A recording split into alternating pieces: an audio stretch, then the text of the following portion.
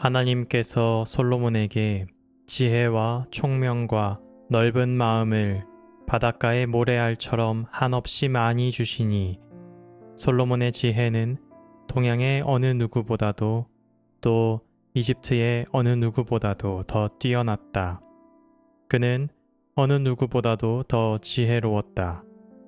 예스라 사람 에단과 마홀의 아들 헤만과 갈골과 다르다보다도 더 지혜로웠으므로 그의 명성은 주위의 모든 민족 가운데 자자하였다.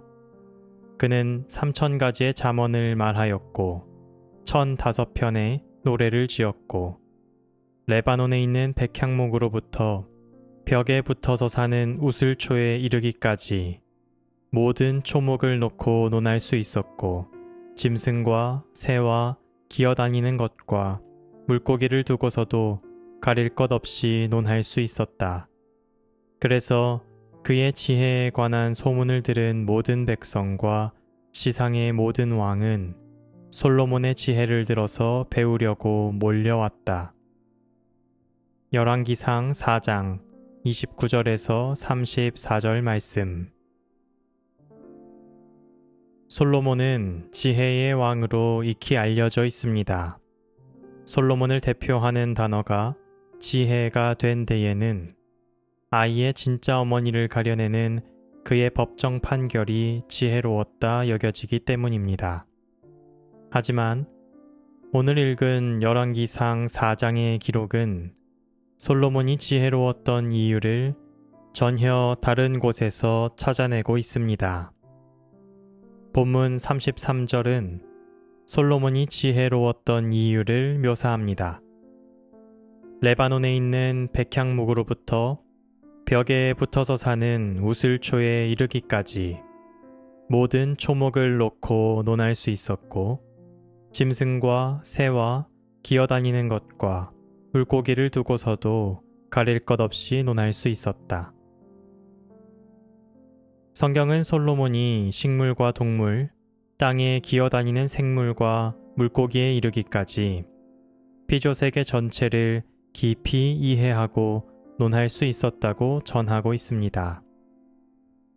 구약에서 말하는 솔로몬의 지혜는 눈에 보이지 않는 신비한 세계를 탐하는 것이 아니라 창조 세계의 작동 원리와 생태적 흐름을 관찰하고 이해하는 능력이었습니다. 거대하고 강한 백향목부터 돌벽 틈새에 겨우 돋아나는 보잘것없는 우슬초까지 세상의 흐름을 왜곡 없이 읽어내는 균형 잡힌 시선, 그것이 바로 성경이 말하는 지혜의 본질입니다. 그러나 오늘날 우리는 이 본질적인 지혜를 잃어버린 채 살아가고 있습니다.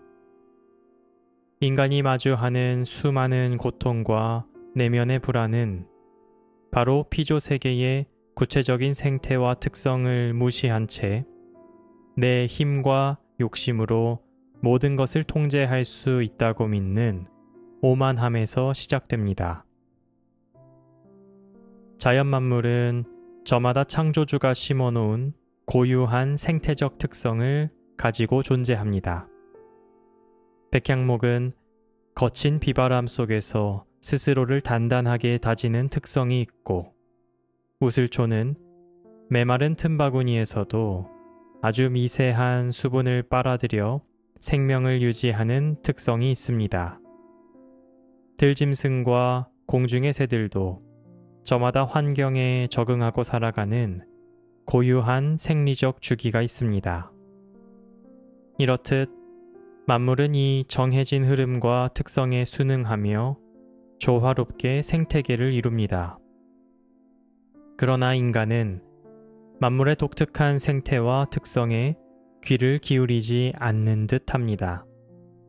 그저 자신의 목적에 맞게 자연을 이용하려 들거나 모든 상황을 통제하고 바꾸려 들기 일쑤입니다.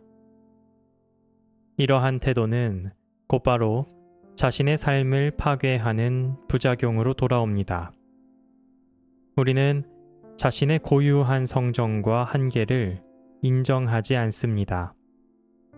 백향목처럼 단단해져야 할 때가 있고 우슬초처럼 낮은 곳에서 가만히 버텨야 할 때가 있음에도 불구하고 언제나 남들처럼 화려하게 우뚝 서 있어야만 성공한 삶이라며 자신을 다그칩니다. 내 삶에 찾아온 인생의 계절을 무시한 채 오직 효율이라는 인간 중심적인 기준만을 들이밀며 스스로를 쥐어짜는 것입니다. 그렇다면 우리는 이 오만함에서 어떻게 벗어날 수 있을까요? 바로 여기에서 솔로몬이 만물의 특성을 집요하게 관찰했던 그 지혜의 태도가 필요해집니다. 솔로몬은 피조물의 구체적인 성질과 생태를 깊이 관찰하고 이해하는 과정을 통해 우주를 만드시고 운행하시는 하나님의 구체적인 성품과 지혜를 발견했습니다. 만물의 특성을 깊이 이해할수록 그 만물을 유기적으로 맞물려 흘러가게 하시는 하나님의 운행 법칙이 느껴지기 시작합니다. 자연은 그냥 존재하는 것이 아니라 그것을 만드신 창조주의 생각과 설계를 고스란히 투영하고 있기 때문입니다. 우리는 자연을 정복하거나 인간 마음대로 바꿀 수 있는 도구로 여겨왔습니다. 그러나 솔로몬처럼 자연의 특성에 귀를 기울여 보면 인간 또한 그 거대하고 정교한 순리 속에 포함된 하나의 존재일 뿐임을 깨닫습니다. 사계절이 순환하듯 우리의 삶에도 거둘 때와 기다릴 때가 있고 자연 만물이 제 특성에 맞게 설계된 대로 살아가듯 인간 역시 창조주가 심어놓으신 고유한 삶의 속도와 질서가 있음을 배웁니다. 대자연의 특성을 배운다는 것은 결국 그 대자연 속에서 인간이라는 존재가 어떻게 순리를 따르며 조화롭게 살아가야 하는지를 발견하는 과정입니다. 솔로몬이 온 세상 사람들에게 참으로 지혜롭다 칭송받았던 이유는 그가 세상에서 군림하며 지식을 자랑했기 때문이 아닙니다. 가장 거대한 나무부터 가장 미미한 생물에 이르기까지 피조물 하나하나가 가진 독특한 생태와 특성을 존중하고 깊이 공부했기 때문입니다. 그 알을 통해 온 우주를 가장 정교하게 운행하시는 하나님의 지혜로운 손길을 매 순간 직관했기 때문입니다. 우리는 너무 오랫동안 인간이 만든 복잡하고 인위적인 세상 속에서 아등바등 살아왔습니다. 내 힘으로 모든 것을 통제할 수 있다는 오만함 때문에 불안했고 삶의 겨울을 인정하지 못해 스스로를 채찍질했습니다. 이제 발끝만 바라보던 고개를 들어 말없이 제 갈 길을 정직하게 걸어가는 자연의 흐름을 바라봅시다. 씨앗이 자라나 나무가 되고 철새가 때를 알아 날아가듯 만물 속에 담긴 정교한 운행 법칙을 관찰합시다. 그 위대한 창조의 질서 앞에 우리의 조급함과 오만함을 내려놓고 만물의 특성대로 온 세상을 완벽하게 이끄시는 창조주의 품 안에서 우리의 삶을 정돈해 나가는 평온한 지혜자가 되기를 바랍니다.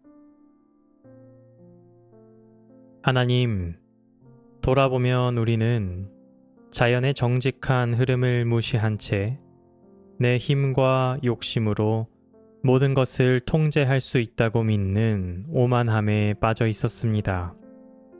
이제 우리의 조급함을 내려놓고 말없이 제 길을 걷는 자연의 흐름을 바라보게 도와주십시오. 피조물 하나하나의 생태와 특성 속에 깃든 하나님의 정교한 법칙을 배우며 온 세상을 완벽하게 이끄시는 창조주의 손길을 신뢰하게 해 주십시오. 백향목처럼 단단해질 때와 우슬초처럼 조용히 버텨야 할 때를 분별하며 하나님이 심어두신 나만의 속도와 질서를 존중하게 해 주십시오.